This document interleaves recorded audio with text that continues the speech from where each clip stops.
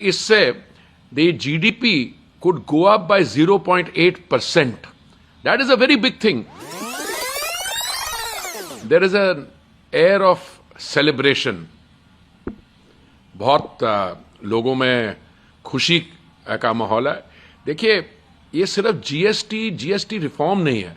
एक तरह के तरीके से हम देश की जो आर्थिक व्यवस्था है, जो 2014 में 2 ट्रिलियन पे थी, आज 4.3 ट्रिलियन पे पहुंच गई, उसको सेलिब्रेट कर रहे हैं. पर उसको नहीं, और भी चीजें सेलिब्रेट कर रहे हैं. इस जीएसटी 2.0 रिफॉर्म से, जिसमें जीएसटी रेट कोई 390 प्लस आइटम्स में कम हुआ है, जिसमें सब सेक्शंस ऑफ सोसाइटी को फायदा होगा, पर हम कुछ और सेलिब्रेट कर रहे हैं. अब कहा जा रहा है कि इससे the GDP could go up by 0.8%. That is a very big thing. अब मान लीजिए, देखिए, जो हमारे लोअर मिडिल क्लास है, द इकोनॉमिकली वीकर सेक्शन, उनको तो भला ही होगा, because GST rates on all the consumption items कम हुए हैं.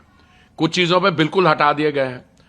और इस समय सबसे जरूरी जो हमें जिस चैलेंज का सामना करना पड़ा है कि ग्लोबली देयर इज अनसर्टेनिटी, ठीक है, और भारत की अर्थव्यवस्था और मजबूत हो, हम 4.3 ट्रिलियन से 6 ट्रिलियन, 7 ट्रिलियन, 10 ट्रिलियन की ओर बढ़े और आत्मनिर्भर बने पूरे तरीके से.